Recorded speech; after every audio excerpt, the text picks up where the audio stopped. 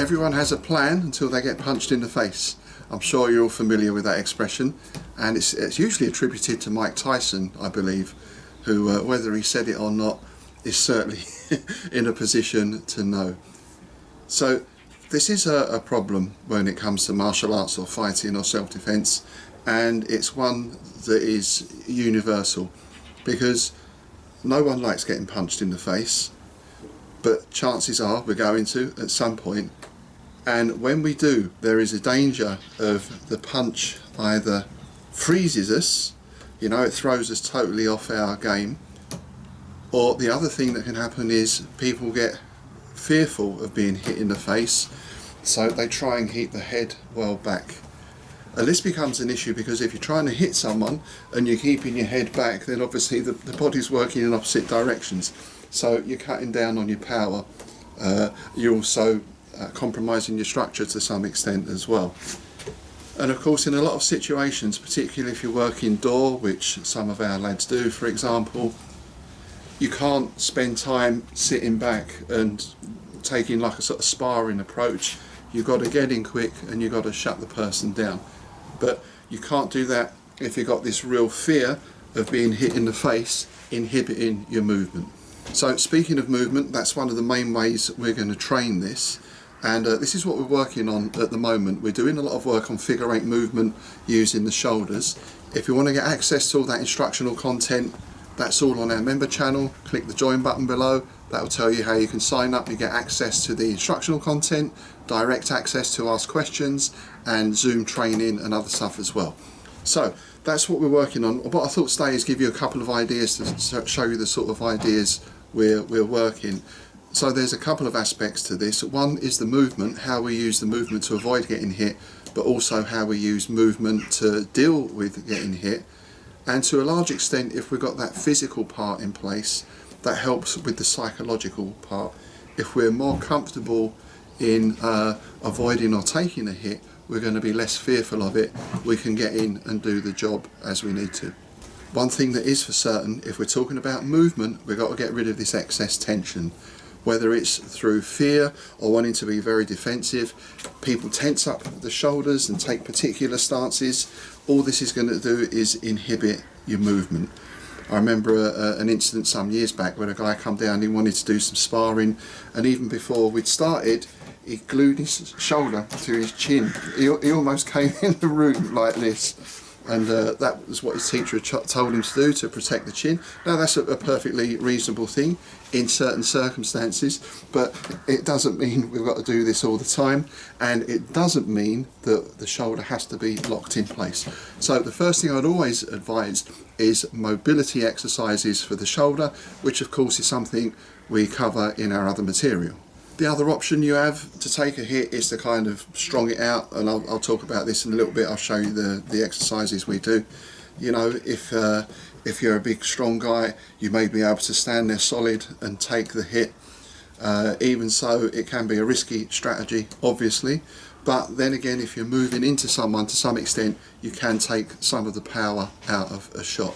But we'll show you a way to strengthen the neck as well, because you know, it's good to have mobility, but it's also good to have strength in that mobility as well. So that's what we're going to be doing today. Let's crack on. So the first movement drill we're going to do, you can do it on your own or you can do it with a partner, and we're just hanging objects, in this case old milk cartons. And the idea of course is if you're working on your own, you just move out the way of the carton. If you're working with a partner, then they can bring it in from different angles, or with the setup we've got here, we can put like 4 or 5 of these up, you know, so you can easily expand on the drill. But the important thing again is not so much what you do, is how you do it, right? So yeah, Jay, if you can just swing that for us. So I can kind of move like this, and I'm just getting out of the way of it, but it's, you know, a bit kind of jerky. What I want to look at doing, because what we want to avoid is I move the head, but then I get kind of stuck. And this is often what we see with this idea of people don't want to get hit in the face. When a punch comes in, they move the head out of the way, but then they get stuck in this position, and I can barely even reach him, let alone do anything back. So what we're going to look at is working more from the shoulders. So when that comes in, it's pretty difficult to do this slow, right? See, the shoulder moves, and that's what takes me out of the way. Now, it doesn't matter which shoulder moves or whatever, you know, as long as something moves, and then your head follows that. This has the effect of when I move, the hand is coming up. So my hand can already be hitting from here, or it's coming up ready to hit. So if I put Jay in that position. No knife needed. Knife's optional. So you think that movement from the shoulder. Yeah. So this contrasts a little bit. You've done like Thai boxing before and stuff, right? Similar sort of method, or? The head movement, yeah. Yeah. But they usually tell you to freeze, or you know what I mean, to lay the shot in, rather than what we do is get them off balance and not plant ourselves. Yeah. Yeah. Again, you know, if you want to make any drill more challenging, you can tweak it. So if it comes in a little bit closer, rather than now coming from here, I push from here. Now the other thing with this, there's so many layers built into even these simple drills, is you don't necessarily wait for this to move, the same as you're not waiting for the punch to come out, but you pick up there, you know? So you're already building in this this awareness layer, because why wait for the punch to come? It's not a game of tennis, you know? That's it. The shoulder working a little there.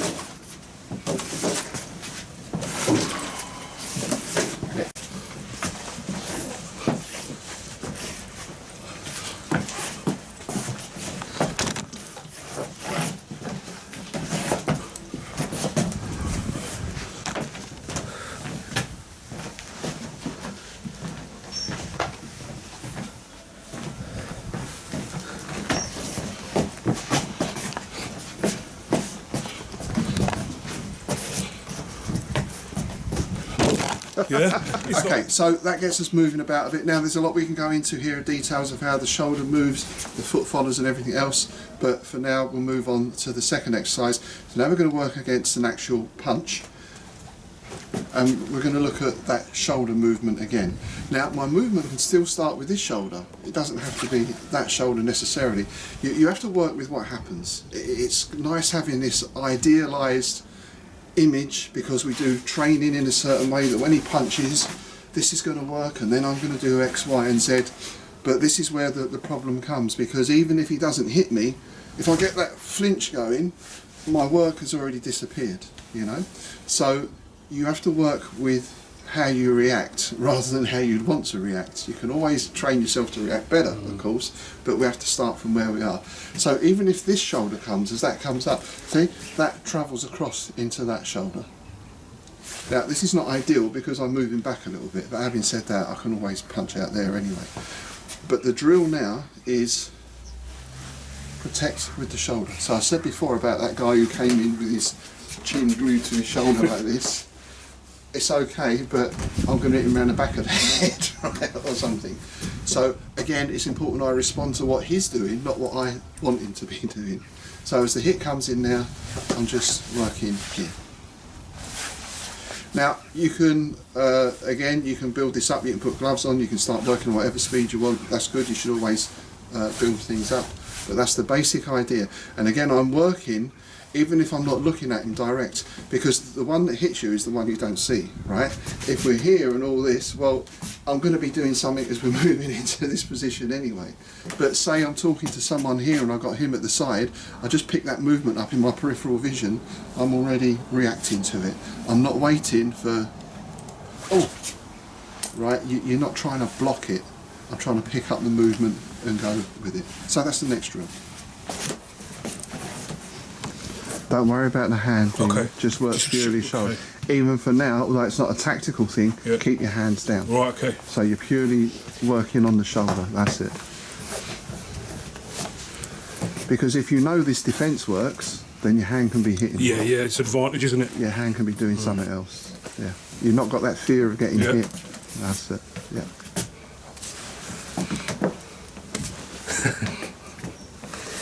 It's not nice, I don't want it. That's it, and we'll come on to getting hit in a minute as well, because that's part of it, unfortunately. Don't turn too much. Keep your eyes on him. Yeah. Yeah, you want to, bro. That's it. Yeah. Because I'll hit you when your back's turned. Best start with someone. My survival is the key.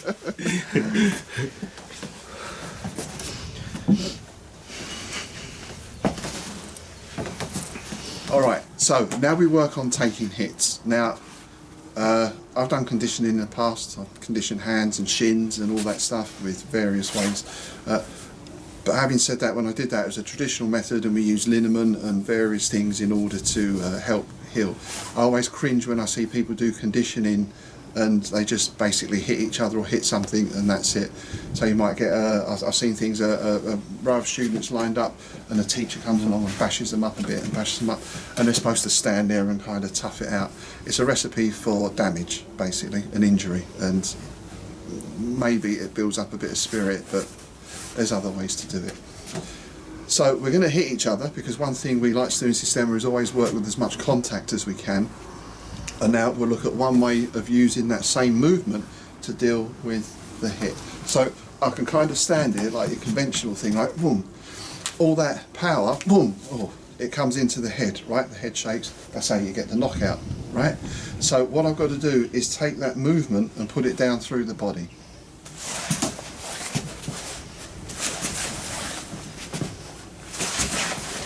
So you see what's happening is I'm kind of doing this way so you can see it a little clearer. Is as that comes in, I'm relaxing the neck, I'm letting the chin go, and that movement comes down the shoulder. And see, as I do that, how I'm moving into his space.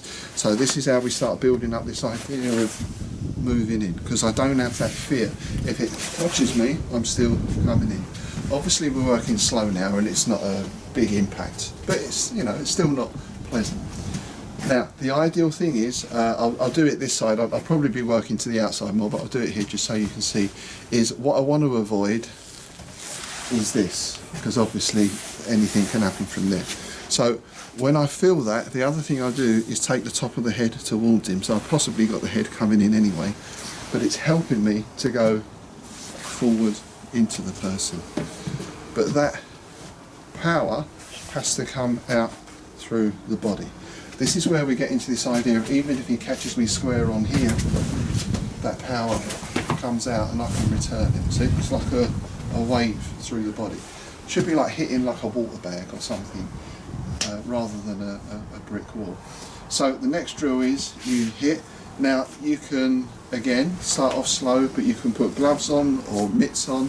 You can work up to as much power as you want and just get that nice, see, that relaxation. And it's a tap, but it's a hit, right? Okay, let's try. Don't go too early, work on contact.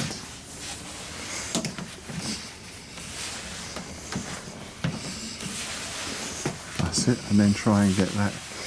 So it's not even turning the head this way, but straight into that, yeah. Wow. That's it, yeah.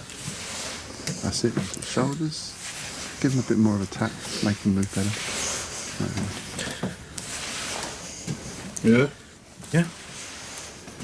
And the shoulders are rolling as well. Yes, yes. So Because that brings your hands up, if the hands aren't already up. Again, this is assuming you're getting caught by surprise a bit, maybe, you know.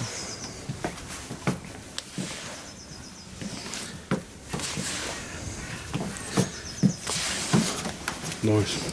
So that's the very basics of the movement drill, and obviously there's a lot more to go into on that, but that's enough to get you started. Now I mentioned this other thing about if he hits and I've got a neck like the size of this and he hits me, boom, and I bounce him off because I'm so strong. Who knows? And again, it's this idea, if I get caught by surprise, I don't really know how I'm going to react until it happens. So it might be that as he hits me, I do kind of do that. So in that case, and in any case, even with the movement, you want strong neck muscles, right? So very quick exercise to strengthen the neck. You work 4 points around the head. If I work to the back, I'm pushing forward. Jay presses back, but he keeps the neck straight. So you tuck the chin down a little. There we go. And he pushes back.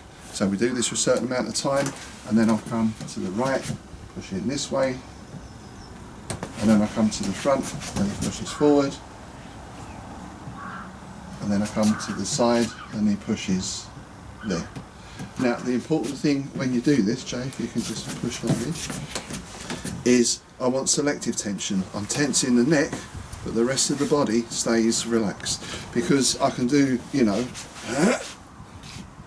but everything's locked in place. I can't do anything to him. This way, I've got the strength there, I can maintain the structure there, but I can still do something to him. So that's the first one. I'll give you one more as well. Here and here. And the idea now is to keep the body straight, so we're not bending or anything else, but you start taking the feet back. So again, there we go.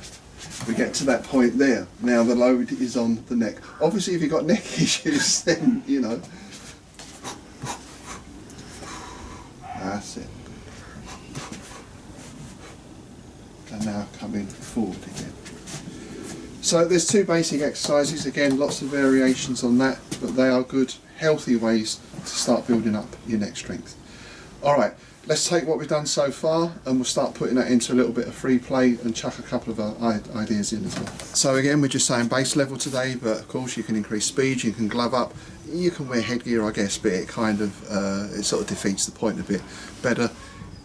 You know, sometimes you need to take a good hit in order to teach your body how to deal with it, and sometimes your body will surprise you, it will do the right thing if you don't think too much about it.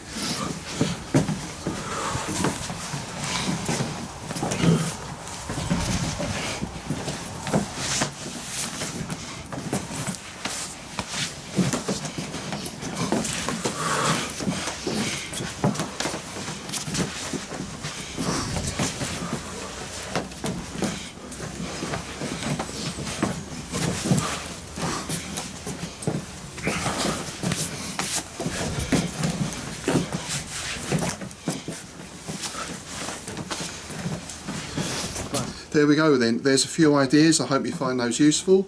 Of course there's a lot of other stuff involved as well, and as I said before, if you want to see more detailed instruction, click that join button below to get access to the member channel. That's it for now. As always, if you've got any comments, questions or suggestions, pop them below, I'll do my best to answer them. Please like, please share and subscribe, and I'll see you next time.